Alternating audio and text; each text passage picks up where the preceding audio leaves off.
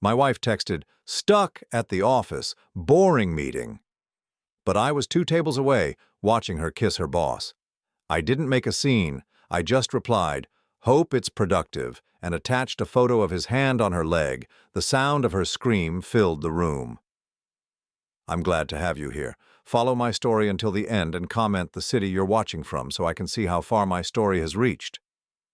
I never thought my marriage of 37 years would end with a photograph taken from table 14 at Giuseppe's Italian restaurant. But there I was, 61 years old, watching my wife Shannon kiss another man while she thought I was 300 miles away in Chicago. The irony wasn't lost on me. I had come to Giuseppe's to surprise her. Our anniversary was next week and I wanted to plan something special. Shannon had texted me that afternoon saying she was stuck in another boring meeting with her consulting clients. She did that a lot lately, these mysterious business meetings that seemed to stretch longer and longer each month. The restaurant was dimly lit, all mahogany booths and flickering candles. The kind of place where conversations were hushed and secrets felt safe. I had asked for a corner table, planning to watch for Shannon's arrival and surprise her when she walked in. Instead, I watched her slide into a booth with a man I had never seen before. He was tall, maybe 50-something, with silver hair and an expensive suit. The kind of man who commanded attention without trying. But what caught me off guard wasn't his appearance. It was how comfortable they looked together. How familiar. Shannon laughed at something he said, throwing her head back in that way she used to laugh with me. Then she leaned forward and he reached across the table to touch her face. Not like a business partner, not like a friend, like a lover. My phone was in my hand before I realized I had reached for it. The camera function opened with a soft click. Through the lens, I watched my wife of 37 years kiss a stranger. The flash was off, but the image was crystal clear, his hand on her leg under the table, her wedding ring nowhere to be seen. I took 3 pictures. Then I opened our text thread and typed a simple message. Hope your meeting is productive. I attached the clearest photo and hit send. The reaction was instant. Shannon's phone lit up on the table between them. She glanced at it, then froze. Her face went white as she stared at the screen. The man asked her something, but she wasn't listening. She was scanning the restaurant, her eyes wide with panic. I raised my wine glass in a small salute when her gaze found mine. Then I placed $30 on my table, gathered my coat, and walked out. The drive home took 23 minutes. 23 minutes of my mind racing between fury and something else, something colder. Because as I replayed the scene in my head, I realized this wasn't the first time Shannon had lied about her whereabouts. The late nights, the weekend trips, the sudden interest in business consulting that had started 3 years ago. How long had this been going on? Our house on Maple Street looked the same as always. 2-story colonial, perfectly maintained lawn, neighbors who waved when they saw me. The kind of life that looked successful from the outside. But as I pulled into our driveway, I wondered how much of it had been an illusion. I was sitting in the living room when Shannon burst through the front door 45 minutes later. Her cheeks were flushed, her hair slightly disheveled. She clutched her purse against her chest like armor. "Ronald," her voice was breathless, "we need to talk." I took a sip of my bourbon and gestured to the chair across from me. "I'm listening." She sat down carefully, smoothing her skirt. Even caught red-handed, she was trying to maintain control. "That photo, it's not what it looks like." "Really?" I kept my voice steady. "What does it look like to you?" "Marcus is a business partner. We were celebrating closing a deal and he got excited and—" "Marcus," I interrupted her. "Is that his name?" Shannon blinked. She hadn't meant to tell me that. "How long, Shannon? How long what? How long have you been lying to me?" Her composure cracked slightly. "I haven't been lying. I've been working, building something for our future." I reached into my jacket pocket and pulled out our joint checkbook. I had grabbed it from my home office before she arrived. "Is this part of building our future?" Her eyes focused on the checkbook, and for the first time she looked genuinely afraid. "I found some interesting entries in here," I continued, flipping through the pages. "Checks made out to LMW Consulting, always signed by you, never discussed with me." I looked up at her. What's LMW Consulting, Shannon? She opened her mouth, then closed it. The silence stretched between us like a chasm. $23,000 in the past 6 months, I said. All to the same company, all signed with your name, but I held up one of the checks. This signature doesn't match the others. Shannon's face had gone pale again. Ronald, you don't understand. Help me understand. She stood up abruptly, pacing to the window. When she turned back, her expression had hardened. You've never supported my dreams, never believed I could build something on my own. So you forged my signature. I protected us, I protected our future, by stealing from our joint account. It's not stealing, her voice rose. I'm your wife. I have every right to use that money for investments that benefit both of us. I stood up slowly, setting the checkbook on the coffee table between us. Shannon, I've been married to you for 37 years. I know when you're lying. She stared at me for a long moment. Then something in her expression shifted. The mask of the loving wife slipped away, replaced by something calculating. Fine, she said. You want the truth? I've been building a business. A real business, not just sitting around waiting for retirement like you. She gestured around our living room. This isn't enough for me anymore, Ronald. It hasn't been enough for a long time. And Marcus? Marcus understands ambition. He understands what it means to want more than a comfortable middle-class existence. The words hit me like physical blows, not because they were cruel, but because they revealed how little my wife actually knew me. I had built a successful accounting practice from nothing. I had provided for our family for decades. But somewhere along the way, Shannon had decided that wasn't enough. Where's your wedding ring? I asked. She looked down at her bare finger, then back at me. I took it off for the meeting. Sometimes it's better if clients don't know you're married. Another lie. I could see it in the way she wouldn't meet my eyes. I walked to the mantel where our family photos were displayed. 37 years of birthdays, anniversaries, graduations, our children Michael and Sarah smiling from various stages of their lives. But as I looked at the most recent photos, I realized Shannon's smile had changed. When had it become so forced? I have a question, I said, turning back to her. She was watching me carefully now, like she wasn't sure what I might do next. The consulting business you've been building, the one that requires so many evening meetings and weekend trips, the one that's so important you had to forge my signature to fund it. I paused. Does it actually exist? Shannon's silence was answer enough. I nodded slowly, pieces of a puzzle clicking into place. How many people know about Marcus? What do you mean? Have you told the children about him? Your sister, your mother? There's nothing to tell them. So I'm the only one who doesn't know about your business partner, the only one who doesn't know about your new ambitions. I walked back to my chair and sat down. That seems like an interesting choice for a wife to make. Shannon wrapped her arms around herself. For the first time since she had walked in, she looked vulnerable. You don't understand what it's like to feel invisible, to feel like your life is just maintenance. Is that what our marriage has been to you? Maintenance? She didn't answer, but she didn't need to. The answer was written across her face. I picked up my bourbon and took another sip. The liquid burned, but it was nothing compared to the fire building in my chest. Not anger, exactly. Something more focused than that. I think you should know something, I said. Shannon looked at me expectantly. I didn't just happen to be at Giuseppe's tonight. Her brow furrowed. What do you mean? I mean, I've known about your evening meetings for months. I've known about the weekend trips that don't match up with your stories. I've known about the second cell phone you think you've hidden so well in your purse. Shannon's hand moved instinctively to her purse, confirming what I already suspected. Tonight wasn't an accident, I continued. Tonight was me finally getting proof. The room fell silent except for the ticking of the grandfather clock in the hallway. Shannon stared at me like she was seeing me for the first time. What are you saying? I stood up and walked to the window, looking out at our perfectly maintained neighborhood. I'm saying that for the first time in our marriage, I know exactly who you are." When I turned back, Shannon was crying, but they weren't tears of remorse. They were tears of frustration, of someone whose carefully constructed world was falling apart. "Ronald, please, let me explain."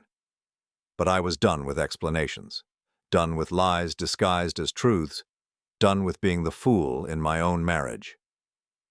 "Get some sleep, Shannon. We'll finish this conversation tomorrow." She opened her mouth to protest, but something in my expression stopped her. She gathered her purse and walked toward the stairs, pausing at the bottom step. "This doesn't have to destroy everything," she said softly. I met her eyes. "You already did that." After she disappeared upstairs, I remained in the living room for another hour, holding the checkbook and thinking about signatures, about trust, about the difference between the woman I thought I had married and the stranger who had just walked up to our bedroom. Tomorrow, I would start making phone calls.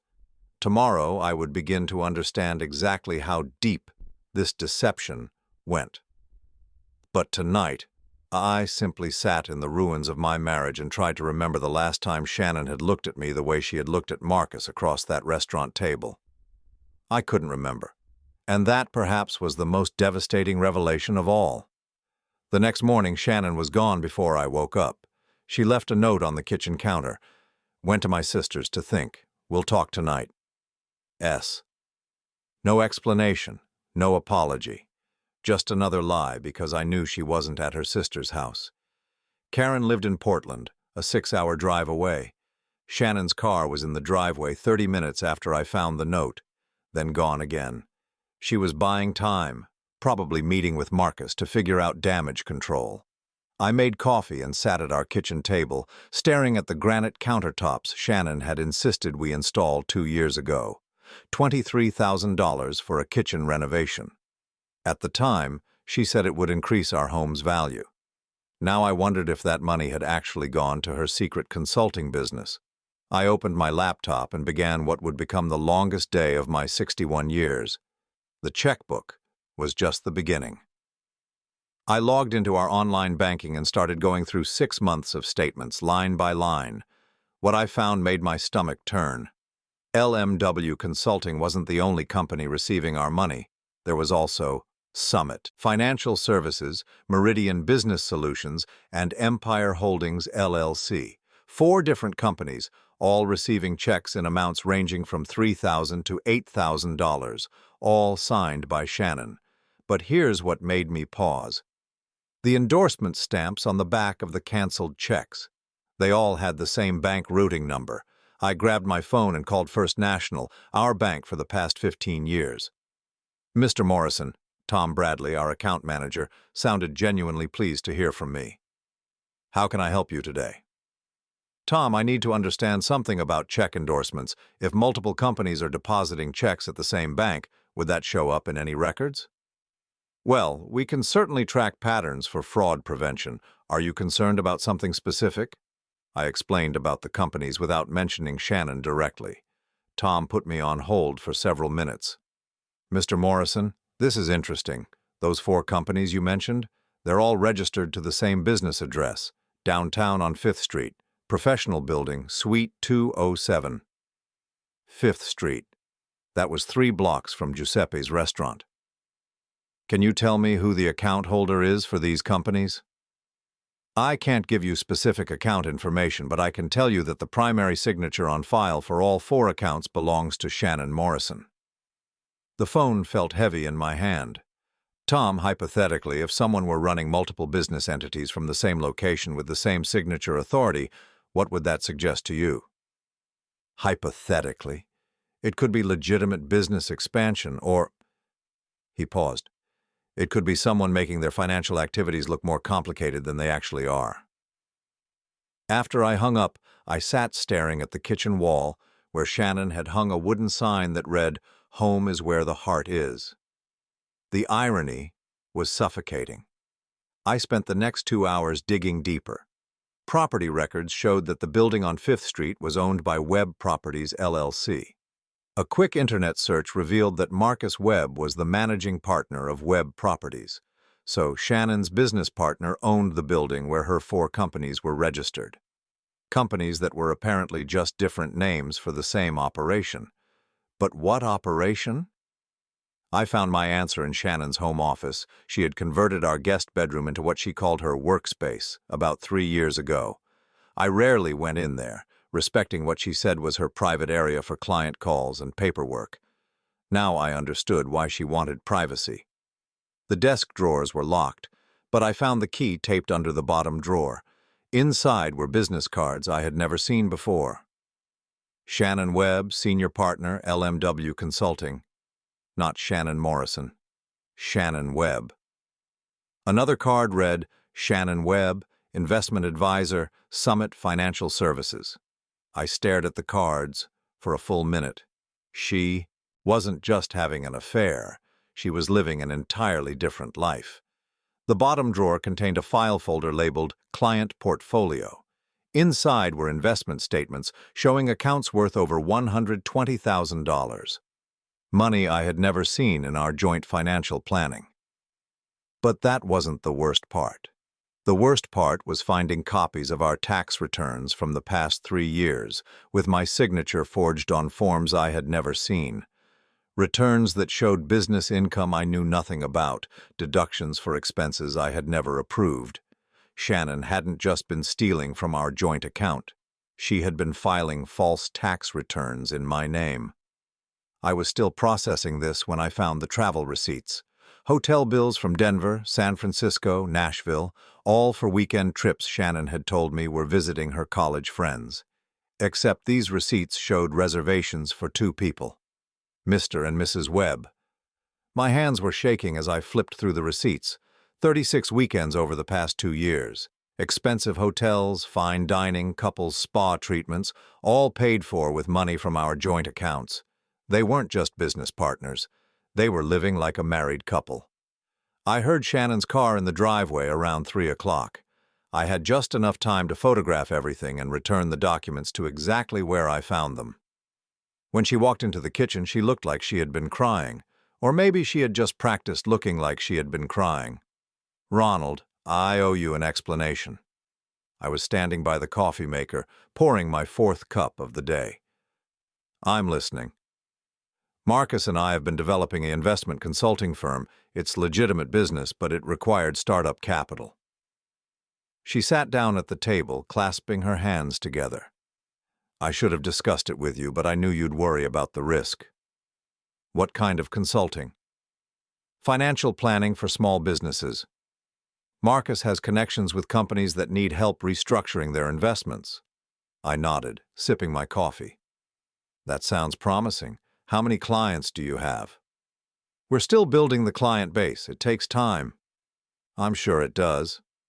I sat down across from her. What's LMW stand for? She blinked. What? LMW Consulting. The company you've been writing checks to. What do those letters represent? It's an acronym for our business model, Legacy Management and Wealth. I almost smiled. She was improvising now, making up answers as fast as I asked questions. And Summit Financial Services, Meridian Business Solutions, Empire Holdings, are those also part of your financial planning business? Shannon's face went pale. How do you know about those? I know a lot of things, Shannon, more than you think. She stood up abruptly, pacing to the sink. You've been spying on me. I've been trying to understand why my wife has been forging my signature on checks and tax returns. She spun around. Tax returns? The slip confirmed what I already knew. Shannon hadn't expected me to find those. 3 years of amended returns, I continued, filed electronically with my forged signature, claiming business deductions for a consulting firm I knew nothing about. I leaned back in my chair. The IRS tends to take a dim view of that kind of thing. Shannon's composure completely cracked. She grabbed the edge of the counter like she needed support. Ronald, you don't understand. Marcus knows people, important people who can make us wealthy beyond anything we've ever imagined. By committing tax fraud? By taking advantage of opportunities you're too conservative to see. There it was. The truth beneath all her lies. I wasn't an unwitting victim of her deception. I was an obstacle to her ambitions. Tell me about the hotels, I said. What hotels? The Marriott in Denver, the Ritz-Carlton in San Francisco, the Hermitage in Nashville. I pulled out my phone and opened the photos I had taken. 36 weekends over 2 years, Shannon, all reserved for Mr. and Mrs. Webb. She stared at the phone screen, her breathing shallow. Those were business trips. Business trips where you shared a room with your partner?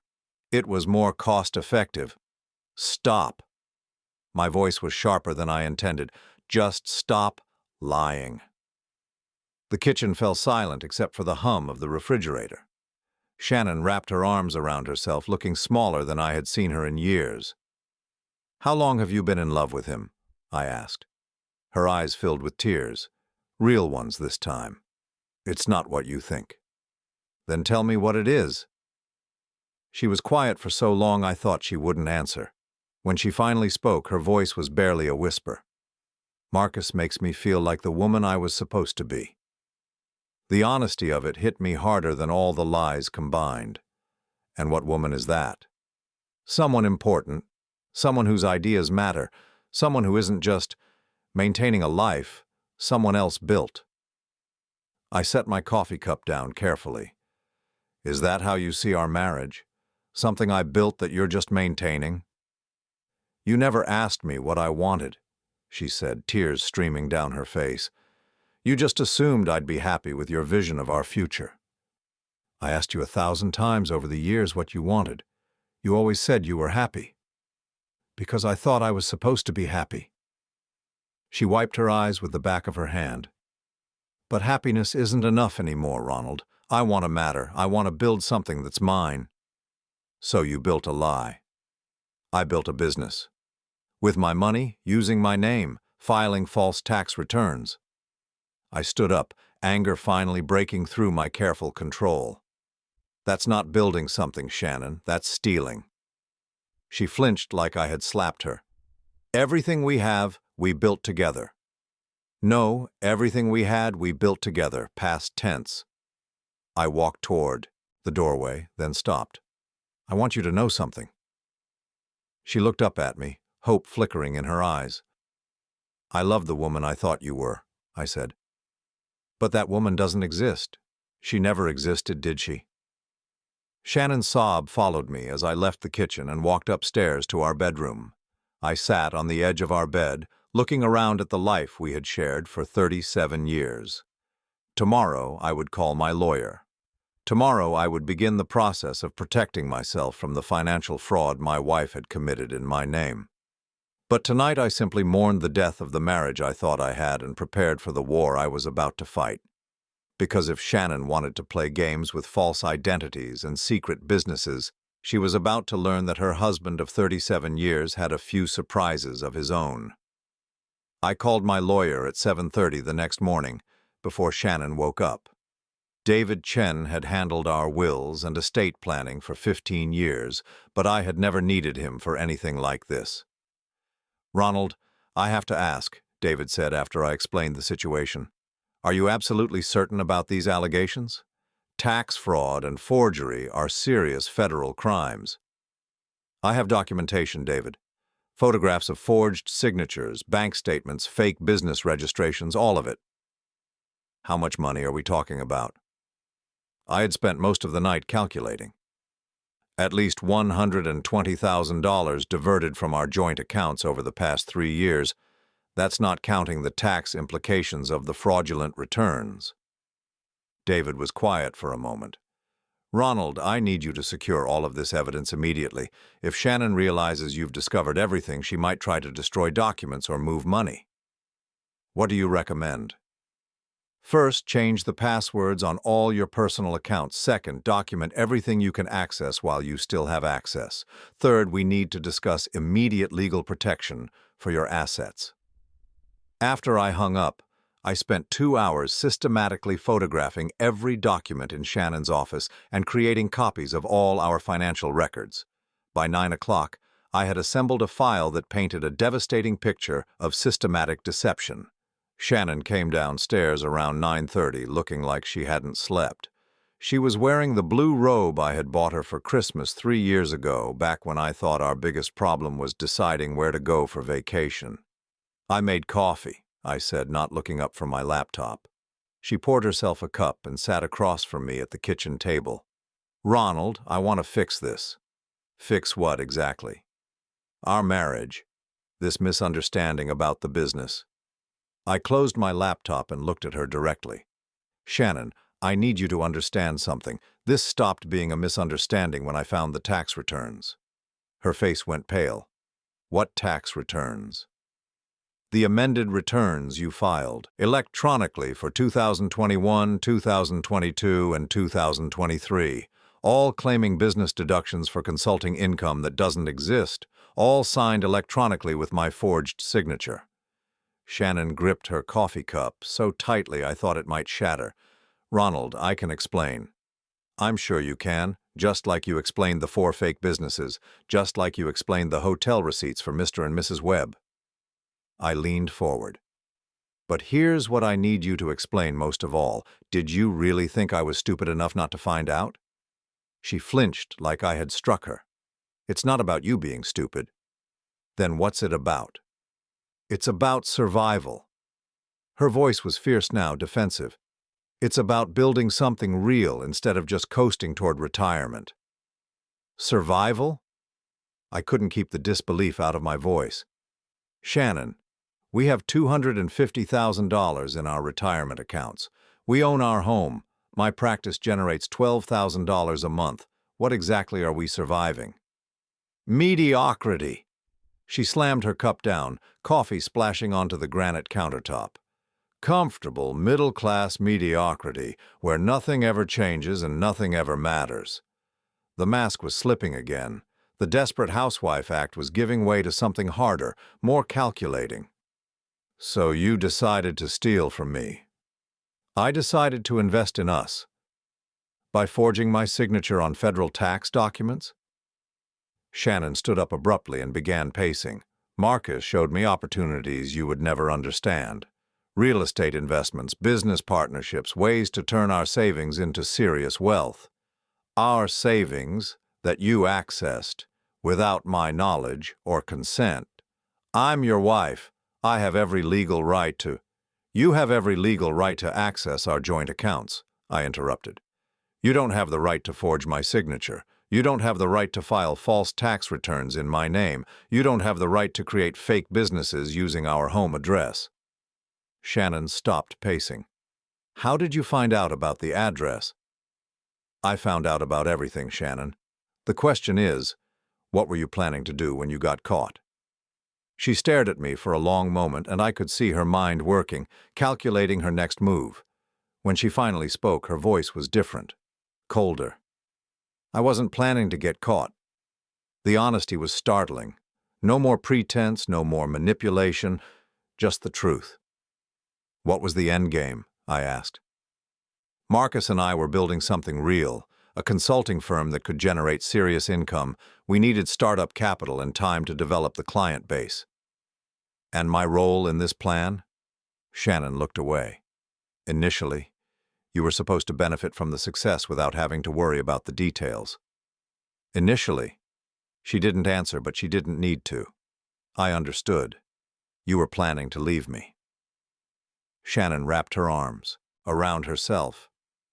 "Not immediately, not until the business was established and I could be financially independent."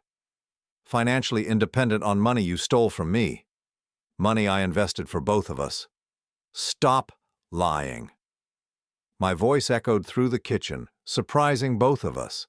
I had never raised my voice at Shannon in 37 years of marriage. "Stop pretending this was about us. This was about you and Marcus building a life together while using me as a bank account." Shannon's composure finally cracked completely.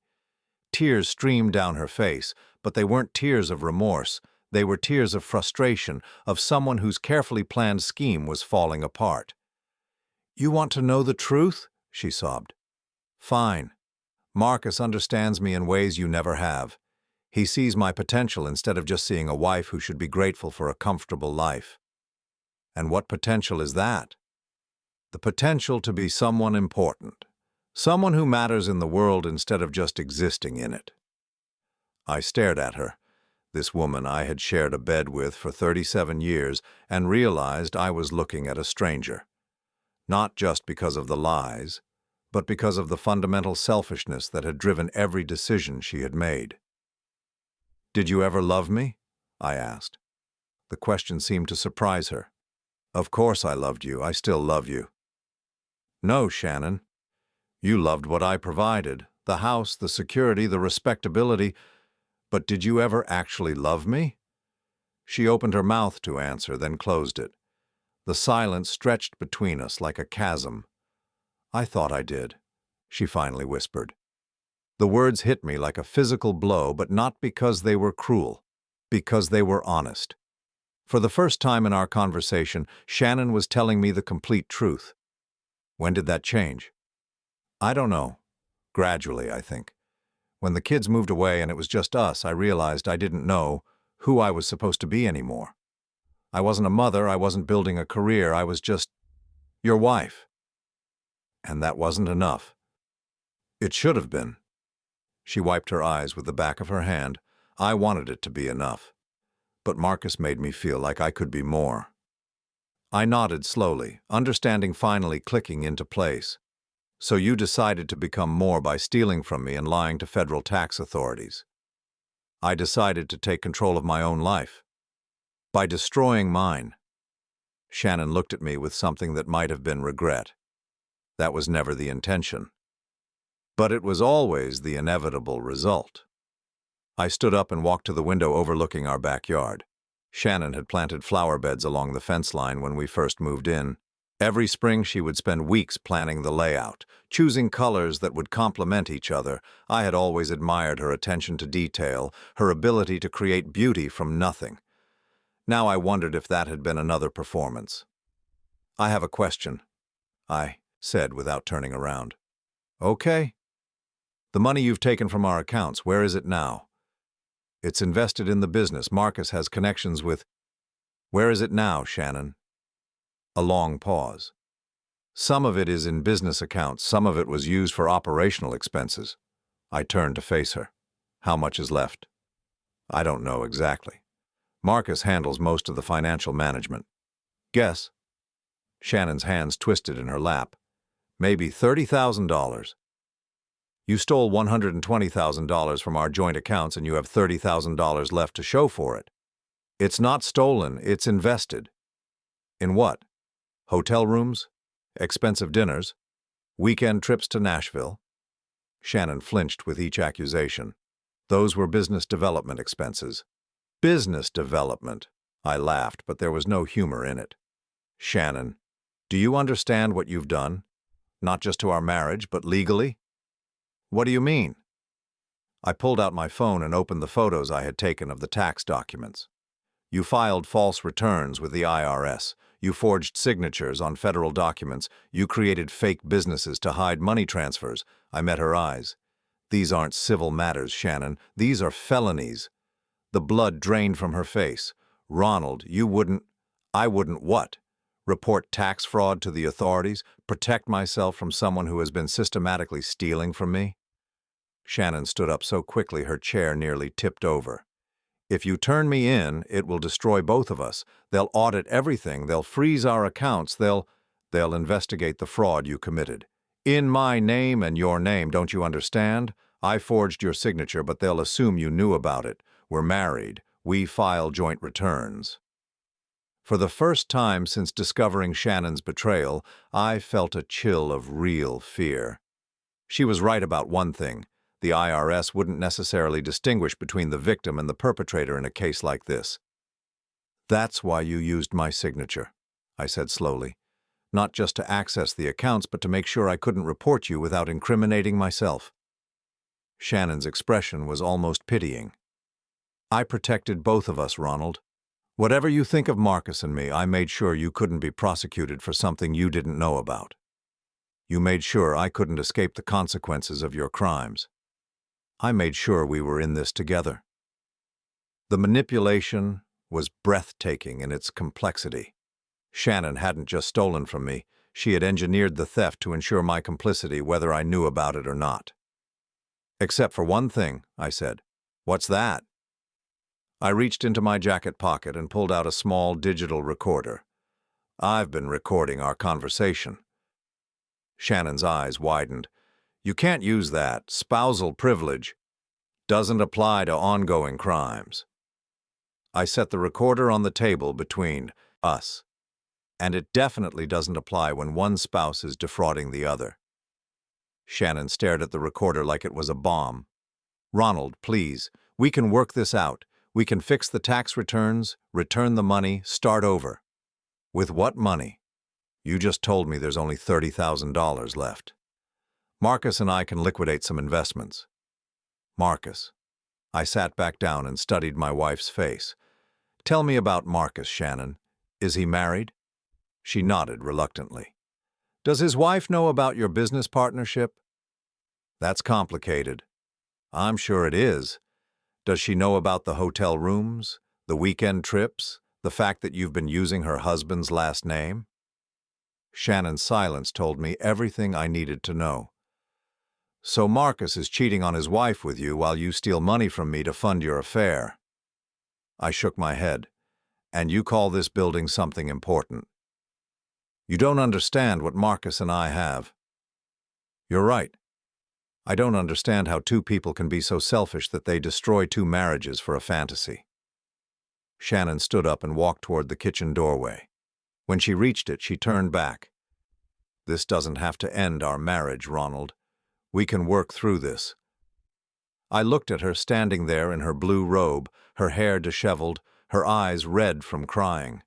For a moment, I could almost see the woman I had fallen in love with 40 years ago, the woman who had promised to love, honor, and cherish me until death do us part. "Shannon," I said gently, "our marriage ended the moment you chose Marcus over me. Everything since then has just been clean-up." She left the kitchen without another word. I heard her footsteps on the stairs, then the sound of our bedroom door closing. I sat alone at the table, staring at the recorder and thinking about the woman who had just walked away. Tomorrow I would meet with David Chen to discuss legal protection.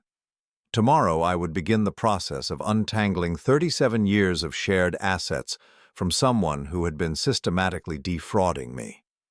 But tonight I would simply sit in the ruins of my marriage and accept that sometimes the people we love most are capable of destroying us most completely.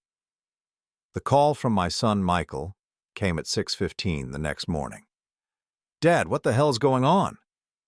I was sitting in my home office, having spent the night on the couch downstairs. Shannon had locked herself in our bedroom, and I hadn't bothered trying to talk to her again. "Good morning to you too, Michael." "Mom called me crying at midnight. She says you're threatening to have her arrested." I rubbed my temples, feeling the weight of sleepless exhaustion. "What exactly did your mother tell you?" "She said you found out about her business partnership and you're acting like she committed some kind of crime." Michael's voice was sharp, defensive. "She said you've been spying on her and recording private conversations." "Did she mention the forged signatures, the fraudulent tax returns, the $120,000 she stole from our joint accounts?" Silence on the other end of the line. Then, "Dad, you're scaring me. You sound paranoid." "Paranoid?" I almost laughed. "Michael, I need you to listen to me carefully. Your mother has been conducting an affair with a business partner named Marcus Webb. She's been using money from our joint accounts to fund fake businesses and file false tax returns. I have documentation of all of this." "Documentation? Dad, this sounds like you're having some kind of breakdown." The words hit me like a physical blow. My own son was questioning my sanity, rather than considering that his mother might be lying to him. "Have you talked to your sister about this?" "Sarah's the one who told me to call you. Mom called her too, and Sarah's worried that you're—" He trailed off. "That I'm what?" "That you're not thinking clearly. Maybe the stress of retirement planning has been too much, and you're imagining things that aren't there." I closed my eyes, understanding Shannon's strategy. She hadn't just called our children to defend herself. She had planted the seed that their father was mentally unstable. "Michael, I want you to do something for me." "What?" I want you to call our accountant, Jim Patterson, ask him about the amended tax returns filed for the past 3 years, ask him if he prepared them. Dad, just do it, then call me back. I hung up before he could argue. Within 10 minutes, my phone was ringing again. Dad? Michael's voice was different now, uncertain. I called Jim. He says he never filed any amended returns for you. He says he wasn't even aware that any had been filed. And what does that tell you? A long pause. I don't know. Maybe Mom filed them herself. With whose signature, Michael? Another pause, longer this time. I need to think about this. After he hung up, I sat staring at the family photos on my desk. Michael at his college graduation, beaming as he received his computer science degree. Sarah at her wedding 3 years ago, radiant in her white dress. Shannon and I at our 25th anniversary party, smiling for the camera like we didn't have a care in the world. When had the smiles become performances? My phone buzzed with a text from Sarah. Dad, we need to talk. Can you meet me for lunch? I agreed to meet her at Romano's, the Italian place where we used to go for her birthday dinners when she was a teenager. When I arrived, she was already seated in a corner booth, nervously stirring her iced tea. Sarah looked like a younger version of Shannon, but without the calculating hardness that had emerged in her mother's expression over the years. She stood and hugged me when I approached the table. Dad, I'm so confused, she said as we sat down. Mom says you're threatening her with legal action over some business misunderstanding, but Michael says there might be tax problems. What did your mother tell you exactly? Sarah glanced around the restaurant as if someone might be listening. She said you've been going through her personal papers and making accusations about her business partner. She says you're jealous because she's finally building something that's hers instead of just being your wife. And what do you think about that? I think... Sarah paused, choosing her words carefully. I think Mom has seemed different lately. Happier, but also more secretive. She's been taking a lot of business trips, and when I ask her about them, she gives vague answers. When did this start? About 2 years ago, I think. She started talking about this consulting business she was developing, but she never wanted to discuss details. She said you wouldn't understand because you're too conservative about investments. I nodded, pieces of the timeline falling into place. Sarah, I need to tell you some things that are going to be difficult to hear. Over the next hour, I laid out everything I had discovered. The forged signatures, the fake businesses, the fraudulent tax returns, the affair with Marcus Webb. I showed her copies of the documentation, watching her face grow pale as she absorbed the magnitude of her mother's deception. This can't be true, she whispered when I finished. Mom wouldn't do this. She loves you. I thought so too. Sarah stared at the documents spread across the table between us. The tax returns... Dad, this could get both of you in serious trouble. I know. What are you going to do? Before I could answer, my phone rang. Shannon's name appeared on the screen. Don't answer it, Sarah said quickly. I looked at my daughter, surprised by the urgency in her voice. She's been calling me all morning, Sarah explained. First to tell me you were acting strange, then to ask if I thought you might be having memory problems or stress-related mental issues. Memory problems? She said you've been accusing her of things that never happened, that you seem confused about conversations you've had, that she's worried you might be developing early-stage dementia.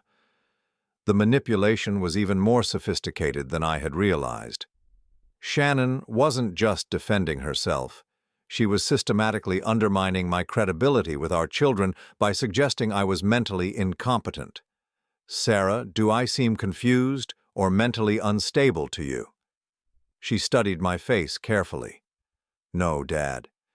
You seem angry and hurt, but you don't seem confused. And these documents, she gestured to the papers on the table, these aren't the kind of things someone would imagine. My phone buzzed with a text from Shannon. The children are worried about you. Please come home so we can work this out as a family. I showed the text to Sarah, who shook her head in disgust. She's trying to control the narrative, Sarah said. Make it seem like you're the problem that needs to be fixed. Are you going to tell Michael what I've shown you? Sarah was quiet for a long moment. Dad, can I ask you something? Of course. What do you want to happen now? Do you want to save your marriage, or do you want to punish Mom for what she's done? The question caught me off guard because I wasn't sure I knew the answer.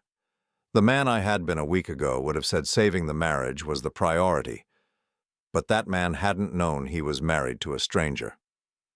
I want the truth to matter, I said finally. I want consequences for actions. I want to stop being treated like a fool in my own life. Sarah nodded slowly. Then yes, I'll talk to Michael. He deserves to know what's really happening. As we left the restaurant, Sarah hugged me tightly. Dad, I'm sorry. I'm sorry Mom put you through this, and I'm sorry she tried to make us think you were losing your mind. You believe me?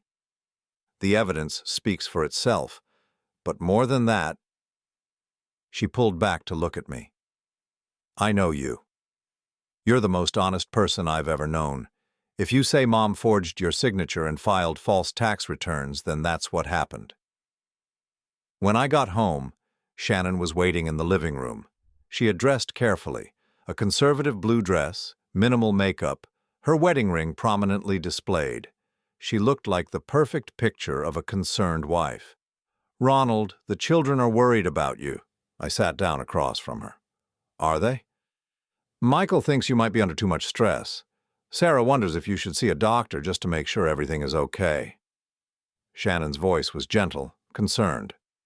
We all love you, and we want to make sure you're taking care of yourself. And what do you think, Shannon?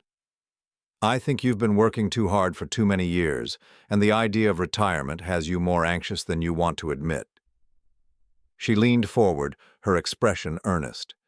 Sometimes when we're stressed, we can misinterpret situations or discover that our wives have been committing federal crimes. Shannon's concerned expression flickered for just a moment.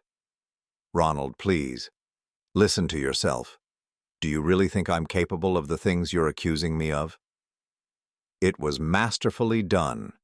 The gentle, reasonable tone. The implication that my accusations were symptoms of stress or mental instability. The positioning of herself as the worried wife trying to help her troubled husband. But I had learned to see through her performances. Shannon, did you call the children to discuss my mental health before or after you called them to discuss the tax fraud? She blinked. I don't know what you mean. I mean that Sarah knows about the forged signatures. Michael knows about the fraudulent returns, so the Concerned Wife Act isn't going to work anymore. The mask slipped. For just a moment I saw the flash of anger in Shannon's eyes before she regained control. I don't know what you think you've told them, but I showed them the documentation. The bank statements, the tax returns, the business registrations, all of it. Shannon stood up abruptly, pacing to the window. When she turned back, her expression had hardened. You had no right to involve our children in this. I had no right? I couldn't keep the disbelief out of my voice. Shannon, you called them to convince them I was mentally unstable. You tried to weaponize our own children against me. I called them because I'm worried about you. You called them because you're trying to isolate me, make everyone think I'm the problem so they won't look too closely at what you've actually done. Shannon's composure cracked completely. Fine. You want to know the truth? Marcus and I are building something real, something important. We need capital to make it work, and yes, I took money from our accounts to invest in our future. Our future? The future Marcus and I could have together. There it was. The admission I had been waiting for. So you are planning to leave me? Shannon wrapped her arms around herself. Not immediately. The plan was to build the business first, establish financial independence, then transition to a new life. Transition? I almost laughed. Is that what we're calling adultery and theft now? It's not theft. I'm your wife. I have every legal right to access our joint accounts. To forge my signature? To file false tax returns in my name? Shannon's eyes blazed with anger. I did what I had to do to build something for myself. Something you never would have supported because you can't see beyond your safe, predictable little world. And Marcus? What's his role in this master plan? Marcus understands ambition. He understands what it takes to build real wealth instead of just accumulating a comfortable retirement fund. I studied her face, seeing clearly now the woman she had become, or maybe the woman she had always been, hidden beneath the performance of the dutiful wife. What happens to Marcus's wife in this plan? Shannon's silence was answer enough. So you and Marcus are going to destroy 2 marriages, commit federal crimes, and steal from your spouses to fund your dream business. I shook my head. And you think this makes you ambitious rather than just selfish? You wouldn't understand. You're right, I don't understand how someone can be so selfish that they're willing to destroy everyone around them for their own gratification. Shannon stared at me for a long moment. Then she walked toward the staircase. Where are you going? She paused at the bottom step. To pack a bag. I'm going to stay with Marcus until you come to your senses. Shannon. She turned back. If you leave this house to go to Marcus, don't plan on coming back. Her eyes widened. You can't keep me out of my own home. Actually, I can. This house is in my name only. I bought it before we were married, and the deed was never changed. I stood up. So if you choose Marcus over trying to work this out, you're choosing to give up any claim to the life we built together. Shannon's face went white. In all her careful planning, she had forgotten that crucial detail. You're bluffing. Am I? She stared at me, weighing her options. I could see the calculation in her eyes, the rapid assessment of risks and benefits. Finally, she turned and walked upstairs. 20 minutes later, she came back down with a suitcase. This isn't over, Ronald. Yes, it is. She opened the front door, then looked back one last time. The children will never forgive you for this. They already know the truth, Shannon, and they'll forgive me for protecting myself long before they forgive you for lying to them. After the door closed behind her, I stood alone in the living room that had been our sanctuary for 37 years. Tomorrow, I would change the locks. Tomorrow, I would meet with David Chen to discuss divorce proceedings. But tonight, I would simply sit in the silence and accept that sometimes loving someone means letting them go, especially when they've already chosen to leave. 3 days after Shannon moved out, David Chen called with news that changed everything. Ronald, you need to sit down for this. I was in my kitchen, making coffee in the strange quiet of a house that had become mine alone. Shannon had taken most of her clothes but left everything else, as if she still believed this was temporary. I'm sitting. What did you find? Marcus Webb is already married. But here's the interesting part. His wife filed for divorce 6 months ago. The grounds? Financial fraud and adultery. I set my coffee cup down carefully. Go on. It gets better. Mrs. Webb's attorney contacted me yesterday. Apparently Marcus has a pattern. This isn't his first extramarital business partnership. He's done this before, at least twice that they can prove. Done what exactly? Seduced married women, convinced them to invest their family money in fake business ventures, then disappeared when the money ran out. David's voice was grim. Ronald, your wife isn't Marcus's business partner. She's his mark. The kitchen suddenly felt very cold. Are you saying Shannon doesn't know? I'm saying Marcus Webb is a professional con artist, and Shannon walked right into his trap. The question is, what do we do with this information?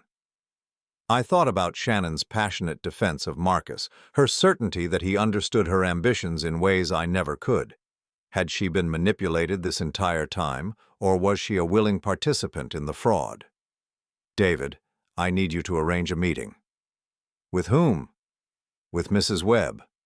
I think it's time Shannon learned the truth about her business partner. 2 days later, I sat across from Victoria Webb in David's office.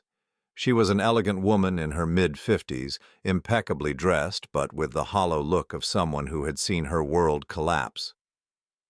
Mr. Morrison, I want you to know how sorry I am, she said as soon as we were introduced.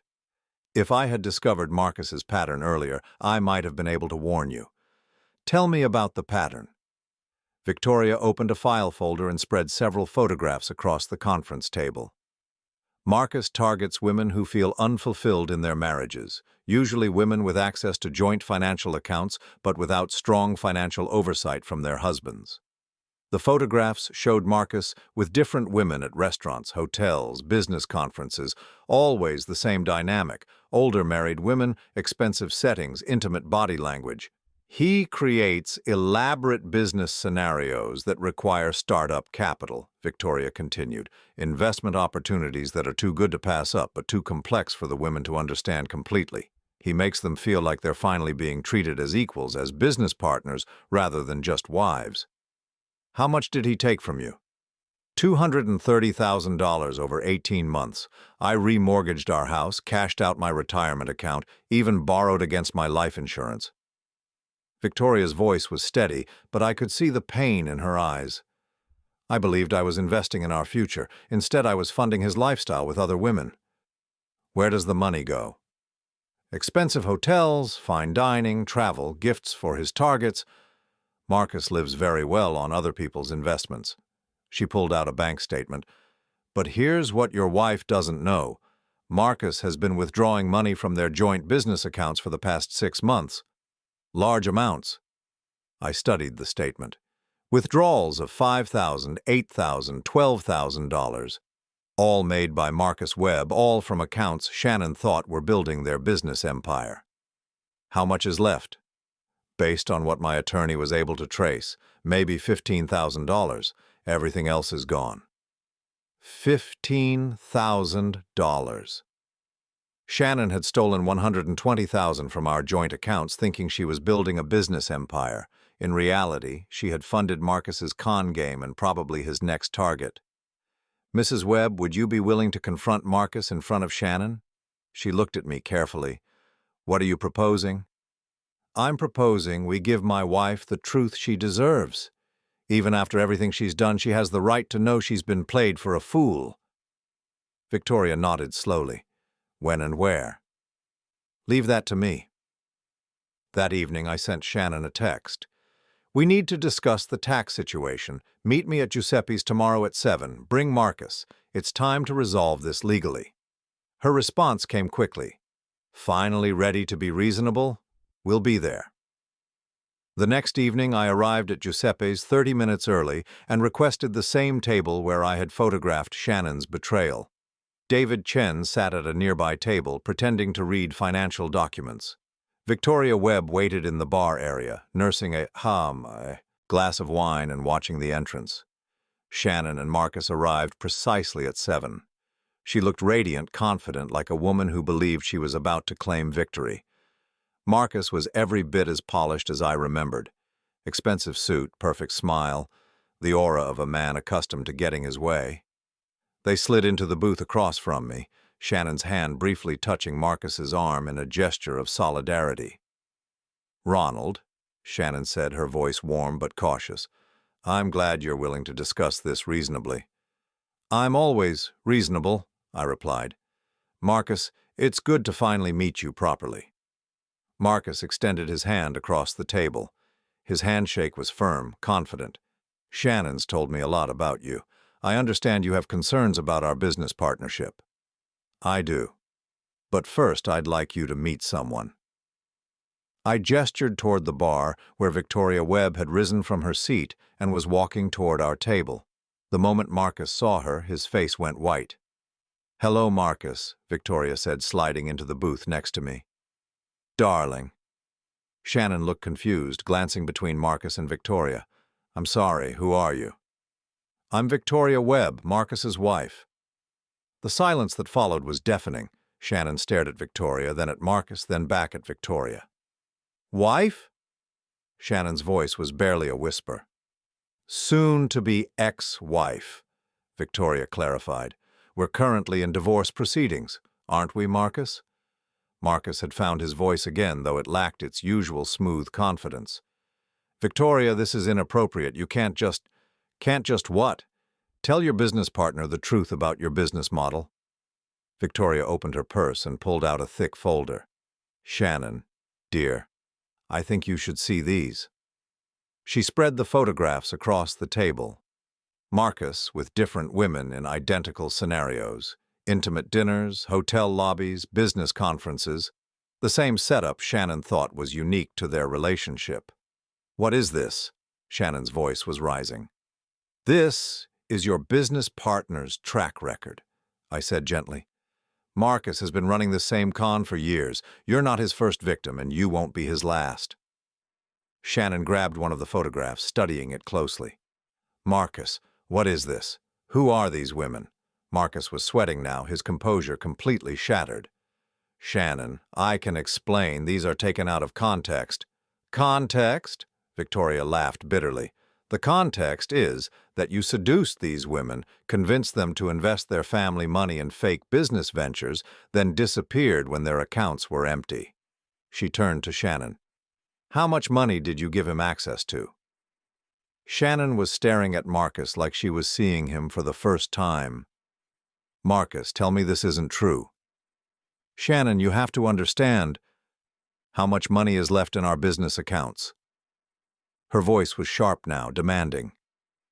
Marcus looked around the restaurant, as if seeking an escape route. "The business required more startup capital than we initially projected. How much is left?" "Maybe 20,000. 20,000? Shannon's voice cracked.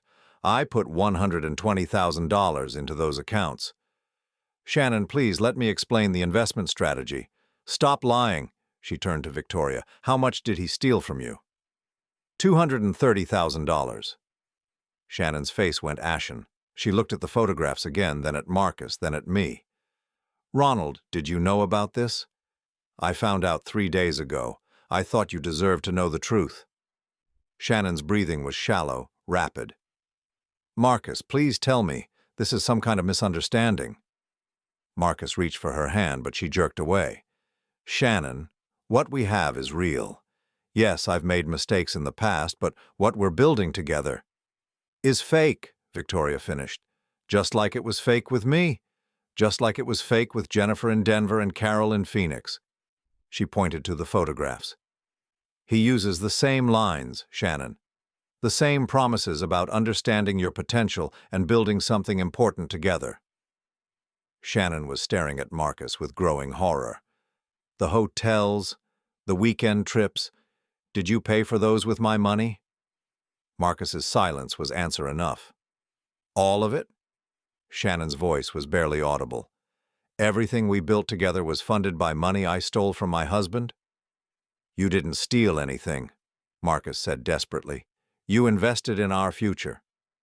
"Our future? That doesn't exist." Shannon stood up so abruptly that her chair nearly tipped over. "You made me destroy my marriage for a lie." "Shannon, please. I forged my husband's signature. I filed false tax returns. I turned my own children against me." Her voice was rising, attracting stares from other diners. "I did all of that because I believed we were building something real." Marcus tried to stand, but Victoria blocked his path. "Sit down, Marcus. You owe her an explanation." "I don't owe anyone anything," he snapped, his mask finally slipping completely. Shannon knew what she was doing. Nobody forced her to take that money. The cold calculation in his voice was shocking. This was the real Marcus Webb.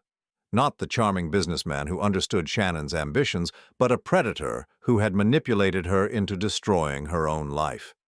Shannon sank back into her seat, staring at him with disbelief. "You never loved me." "Love?" Marcus laughed harshly. "Shannon, you're a middle-aged housewife with access to her husband's bank account. Did you really think this was about love?" The cruelty of it was breathtaking. I watched my wife of 37 years realize that everything she had sacrificed our marriage for had been an elaborate lie. "How many others are there?" Shannon asked Victoria. "That we can prove?" "5. But Marcus has been doing this for over a decade, so there are probably more." Shannon looked at the photographs again, studying the faces of the other women. "Do they all look like me?" Victoria nodded sadly. "Middle-aged, married, financially secure, but emotionally vulnerable. Marcus has a very specific type."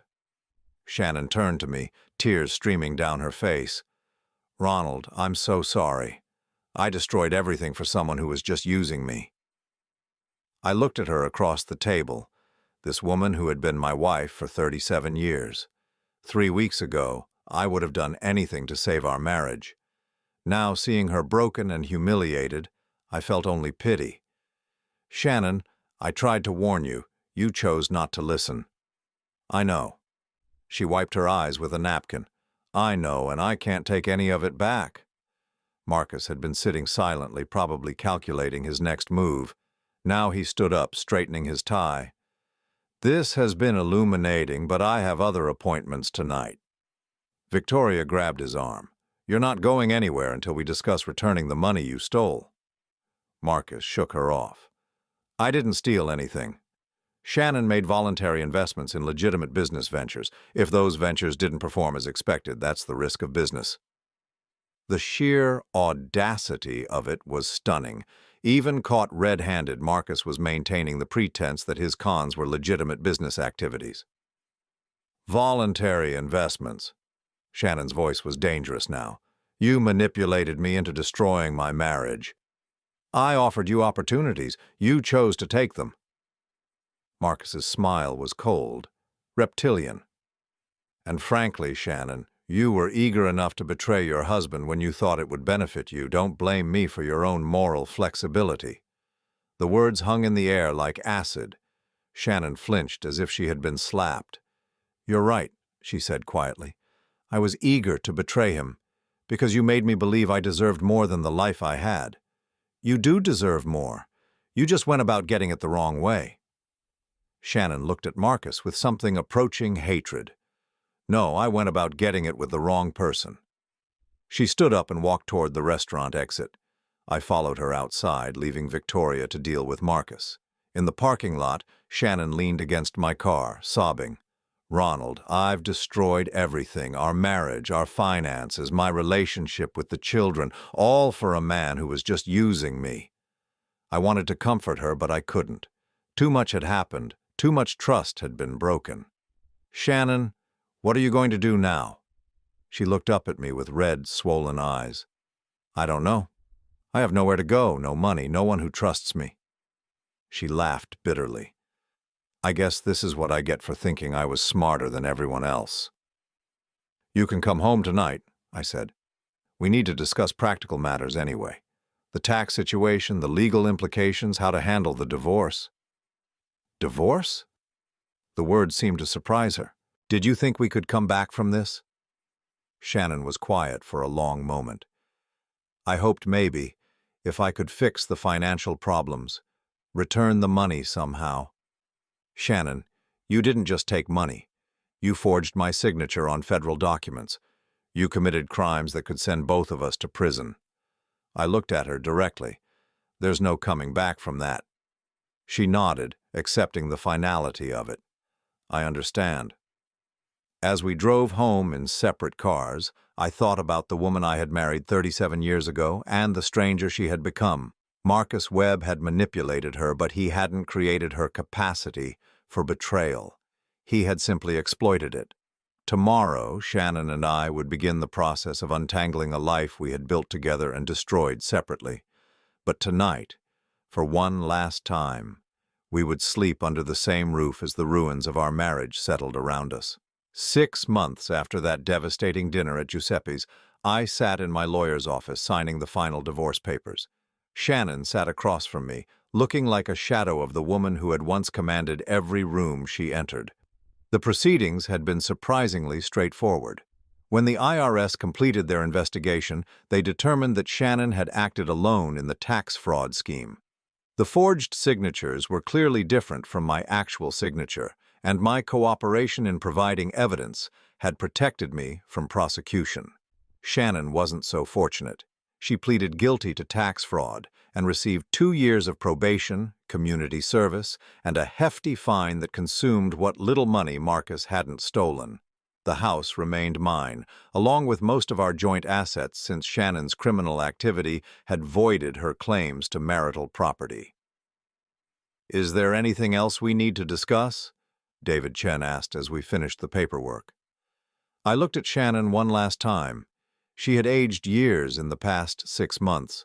Her hair was graying, her clothes were discount store rather than designer, and she carried herself like someone who had learned the hard way that actions have consequences. "Shannon, where are you living now?" "I have a studio apartment downtown, near the bus line." Her voice was quiet, defeated. "I got a job at Henderson's department store, in the alterations department." Henderson's was where she had worked as a teenager before we met. The fact that she was back there at 57 spoke volumes about how completely her empire of lies had collapsed. "Are you okay?"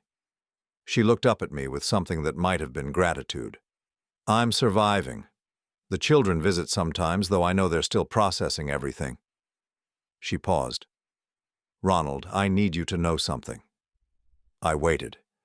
When I found out about Marcus, about how he used me, I understood what I had done to you. I finally understood how it feels to be betrayed by someone you trust completely. Tears welled in her eyes. "I'm sorry, I know it doesn't change anything, but I needed to say it." "Thank you," I said, and meant it. After Shannon left, David and I sat in his office discussing practical matters. The tax penalties had been paid, the legal issues resolved, the assets divided. "So what now?" he asked. "Now I figure out how to be Ronald Morrison again instead of half of a couple that never really existed." "Any plans?" I smiled, feeling lighter than I had in years. "Actually, yes." 3 weeks later, I was standing on the deck of a cruise ship in the Mediterranean, watching the sunset paint the sky in brilliant oranges and purples. The cruise was something Shannon and I had talked about for years, but never taken. She had always found reasons to postpone.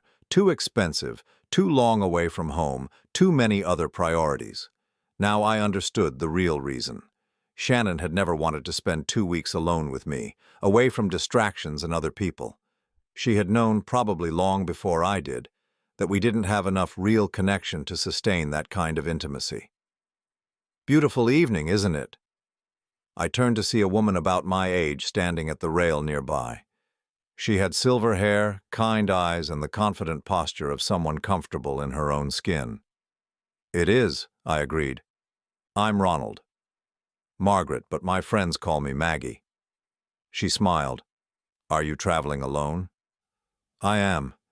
Recently divorced. Thought it was time to do some things I'd been putting off." "Good for you. I'm a widow myself. Lost my husband 2 years ago, and decided I wasn't going to wait around for life to happen to me." We talked for an hour as the ship sailed through the calm Mediterranean waters. Maggie was a retired teacher from Boston, traveling with a group of friends but happy to meet new people. She was intelligent, funny, and refreshingly direct. "Can I ask you something?"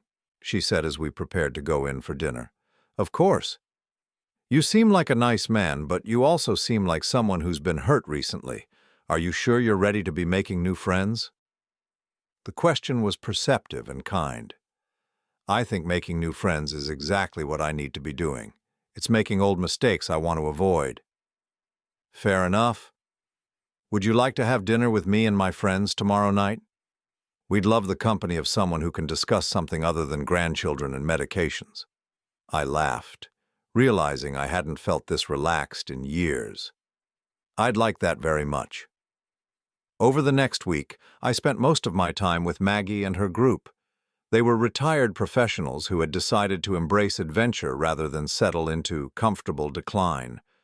We toured ancient ruins in Greece, sampled wines in Italian villages, and shared stories about the lives we had lived and the dreams we still harbored.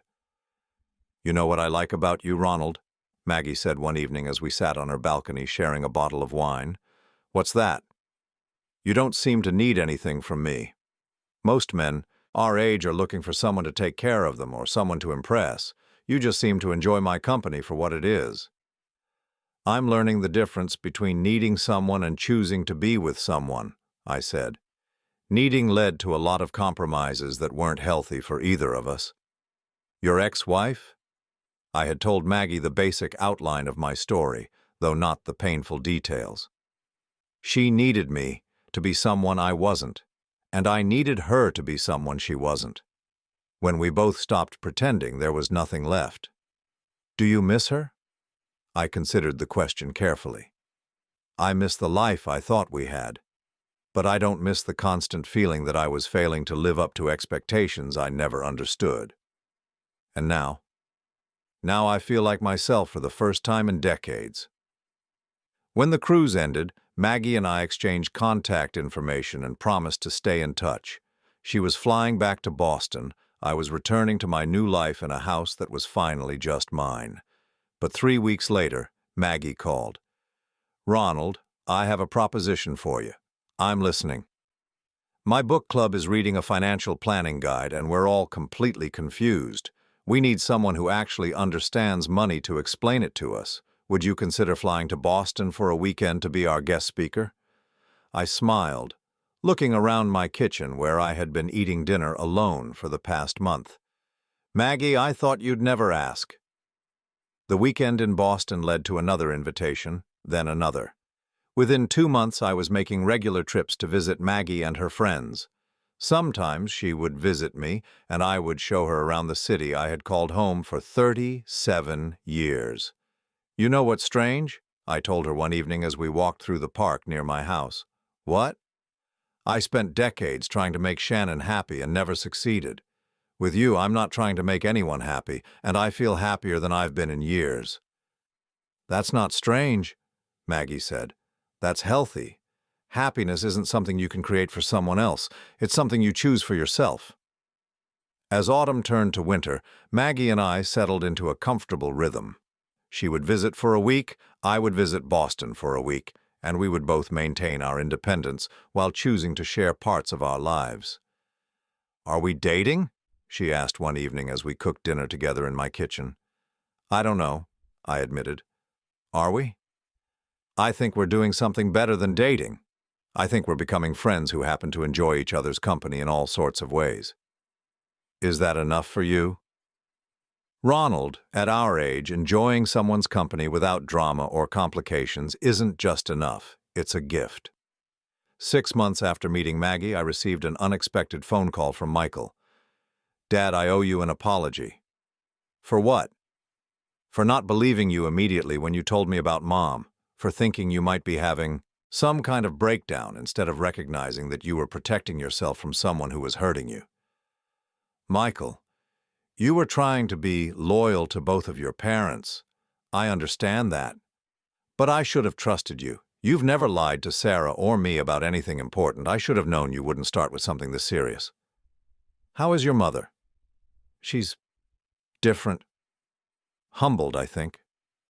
Working at that department store has been hard on her, but maybe it's what she needed.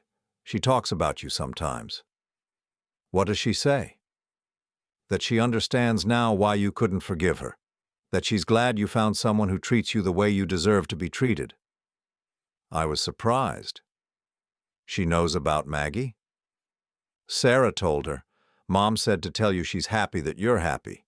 She says it proves you're a better person than she thought you were." After I hung up, I sat on my deck watching the sunset and thinking about the path that had led me to this moment. A year ago, I had been a man who defined himself through his marriage to someone who didn't really want to be married to him. Now I was simply Ronald Morrison, retired accountant, occasional cruise traveler, friend to a wonderful woman who chose to spend time with me because she enjoyed my company. The phone rang again. Maggie's name appeared on the screen. "Hi, beautiful," I answered. "Hi, yourself. I have news." "Good news or bad news?" "Good news.